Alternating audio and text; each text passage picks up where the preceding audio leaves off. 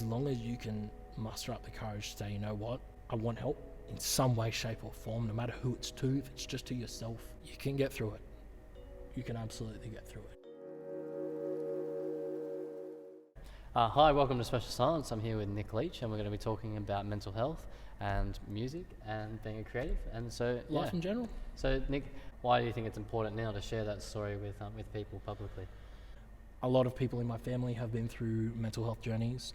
A lot of people I know have been through mental health journeys, and I make it as well known as I can that I'm there to support. But I've also had a really tough mental health journey recently, and have had several battles throughout my life. But the recent one was kind of the most harsh. So as much as I'm a very positive kind of person, I'm not a kind of person. So I feel like if anyone can gain something out of me telling my story, and it can help save a life, it can help someone on their journey, then it is my duty to do so. Look, I've had social anxiety since I was a kid, since I was a wee little kid. I found it hard making friends while I was growing up through school, but I kind of found my way when I got to high school, when I kind of fell straight directly into music and performing, and it kind of allowed me to. Most people would say, there's a stage persona of somebody or anything, and my vocal coach, she'd said to me, this is who you want to be. I said, you know what? Why would I make a stage persona when I can just be myself? And it kind of allowed me to bring myself to my fruition. And although I had dips and turns of anxiety, of depression, of everything throughout that process, I found myself a lot stronger through high school for that.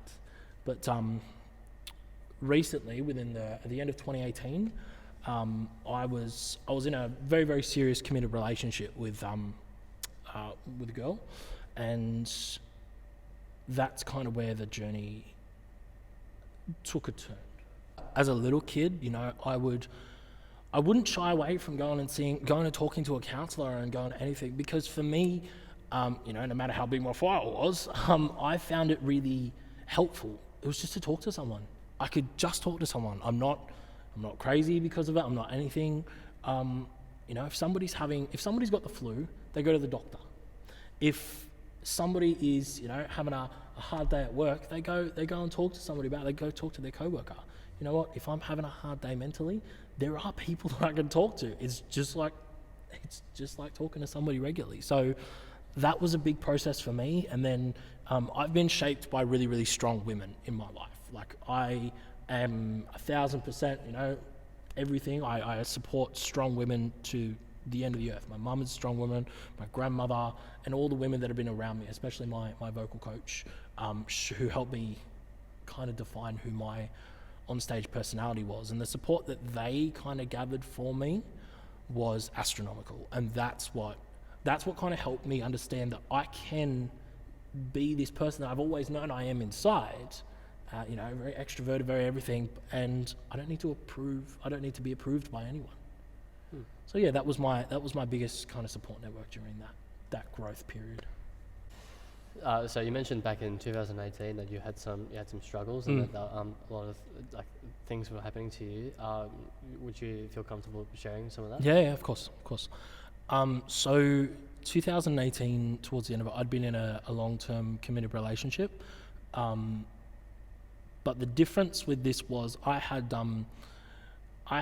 family struggles and everything towards the end of 2016, and I was not living at home with my parents. I was living with my partner, and at the same time, I was enveloped kind of in her life, and I was living with her and her folks. I was driving their car. I was working with their family business and everything.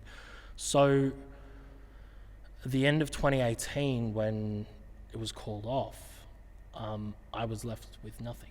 Not only was I left, brokenhearted, my relationships just fallen to bits, I was left with nowhere to live.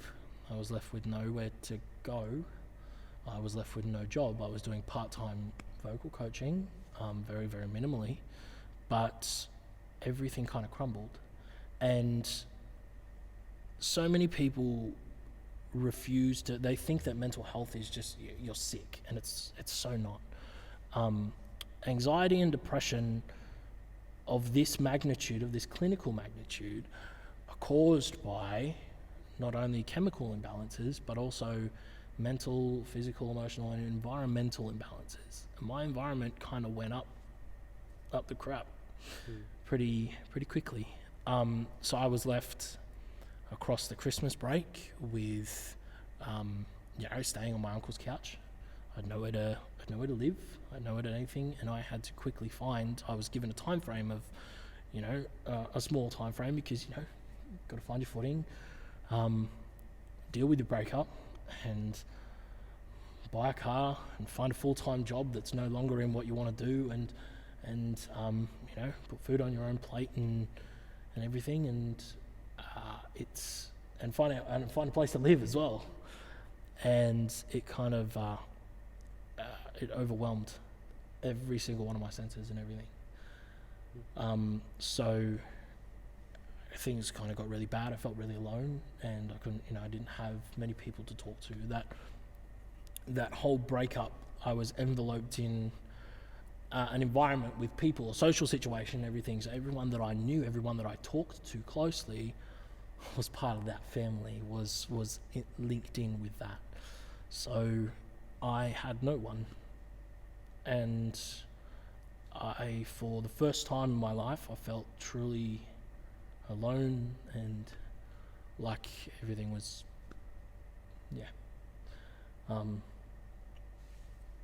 things took a drastic turn. I am comfortable speaking about it now.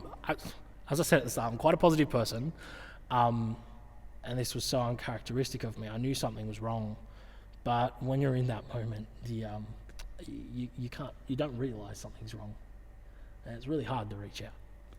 So over the course of a week, the first being on Christmas Day, the next being a couple of days after, and the last being just after New Year's Day, I attempted suicide 3 times. And I was, it was hard. The third attempt, my brother found me on the floor, and tears in his eyes and everything. But for some weird reason inside, as much as I didn't want to go on, I knew that this isn't me. This isn't me. I'm not like this. This is something else forcing my hand a bit. And so I admitted myself to hospital because I couldn't get any lower. There was no lower. And if I hadn't, that 4th time could have been it. And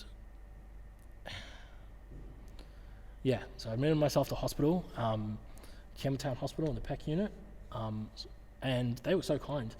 You're not chained up, you're not nothing. Literally, they're like, all right, so you need a place to stay? Cool. We've got a private room here if you want it. It's just a pull-out bed. Just chill here for a little bit. And they gave me a bed to chill in, and I had no phone, no nothing for a week, and just sat and reflected on what's going on. What's happening? What's hurting? And my family situation was really dire.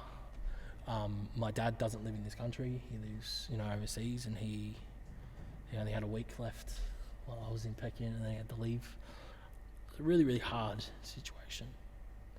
But out of that hardship, I grew. And when you're at the bottom, no matter how hard it is, there is only up from there. So obviously that situation, it was a very different situation to your earlier experiences with social anxiety. So those support groups and that network that you had before, why was that different this time? Because I'd enveloped my entire life in one circle, and I felt like I couldn't reach out past that circle. When that circle was gone, I was left to nothing. And what I hadn't realized is that, the uncle I was staying with and everyone understood what I was going through. But it's really, really hard to reach out. It's really hard to reach out in that time, especially when you are at the lowest, at the absolute lowest. But I'm very much a person that believes in positivity and believes in the power of change and the power of a person. And as long as you can muster up the courage to say, you know what, I want help in some way, shape or form, no matter who it's to, if it's just to yourself, you can get through it. You can absolutely get through it. You've mentioned that you are a very positive person, you value positivity in your life, and quite often that word isn't really used for people who are struggling with mental health. So what does that positivity that you possess mean to you in regards to that journey? For me, that stage persona kind of led to that positive kind of outlook. But essentially the values, I find the really simplest of values is to be a good person. Be kind, be generous, be giving, be loving, smile, be good. We're not here for long, so be the best person you can. And that kind of led me, as a core, I know in my heart, when I was down in there, it was hard, and it's really hard to look at that outlook. But just because a person is struggling with something that a normal person would regard as a mental health event or whatever it be, doesn't mean that they're not the same person they were before. For me, there is and I learnt so much in the healing process of this, because I went and communicated with people like the Gold Card Clinic, with Southwest Wellness, with Headspace, with everyone that can help me find myself. First thing that they said is, you're not sick. You're not sick. It's the same as you go to a doctor when you're feeling flu. You go to here when you're feeling a little bit down. But you're not sick. What is happening is that, firstly, there is a chemical imbalance in your brain. It is a physical, scientific thing. There is an imbalance. So we can help fix that balance. But then after that, that's when you've got to do some soul searching. But the biggest stigma is that anxiety and depression are unnatural ideas. And that is a lie. Because anxiety and depression are two emotions on our emotion wheel. They are there, they are present, and people feel them all the time. What happens with mental health stigma is that we are describing clinical anxiety, clinical depression, levels that are to the imbalance of chemicals, levels that are drastic compared to a standard emotion. And so when I look at this, positive kind of thing, I had a really, really hard time admitting that I was clinically depressed and that I wasn't going through something easy. I wasn't going through something easy at all. But positivity still remained in me. Just because, I've got an excess of depressed emotion at the moment, and I've got, a chemical imbalance in my brain, doesn't mean I'm not Nick. Doesn't mean I'm not me. I am still the same person. I'm just going through something right now. When you're Isaac and you have the flu, does that mean you're not Isaac anymore? No. Damn no. Not at all. And that's where people think this stigma is, that you are sick, you are unredeemable, and that is such a lie. Because you are so worth it. You are still you. You're just going through something. And the second that people start to understand that this clinical idea of anxiety and depression, that is something that you can get help for. Feeling depressed, feeling anxious on a day-to-day basis is part of our life. If somebody had an excess of happiness, clinical happiness, would you think they're sick? If somebody had clinical anger, you call them, they're full of rage, so they go and get help with that. It's the same thing. So why is there this stigma? And that's what I never ever let anything get to me of. As much as I wasn't in the headspace to say, okay, I need help. On most days, I would wake up out of bed and go, okay, I'm still Nick. I can do this. It's just a hard time right now. positivity isn't defined by my mental health. Positivity is defined by who I am inside. After your hospital stay, what steps did you take to try and rebuild your support networks and find the Nick that was within you? Honestly, I went. They referred me to the Gold Card Clinic, which is help as you're coming out of the hospital, and that was brilliant, absolutely brilliant, and it helped me to repair relationships with my mum. And that was really, really hard at the time, but it was something that I committed to. In the process of everything breaking down, a lot of what I call bubbles had formed, bubbles of problems, different size bubbles, different size balls, whatever you'd like to think of them. And one by one, I had to pop each bubble. There were smaller ones, clothes. I hated how clothes looked on me. I hated how blah, blah, blah, blah, blah. Things that can be fixed. But at the same time, there were really big bubbles. My relationship with my mum and my stepdad. How I viewed romantic relationships was a big one, because I felt really undervalued after the end of it. And two of the biggest ones actually were the way I look, and was my relationship with music. I had blamed music for my everything that I was working on for the reason my relationship ended, and the reason that I was left in pain was because of music, which is a lie. It's a lie. Music never did nothing to me. And all of this kind of encompassed what I view now as this saying: life is beautiful, situation is shit. Life, the birds, the bees, the trees, the breeze, that did nothing to you. It is there, it is beautiful, it is existing. It will never ever harm you. The situation that you are sitting in right now, it may be pretty shit. But you know what? That next 10 minutes that's coming up, it's going to be fantastic. That's a new situation. You can get through it. But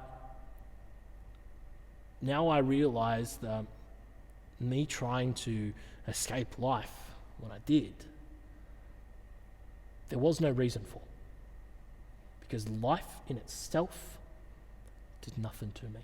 Life in itself is bloody beautiful.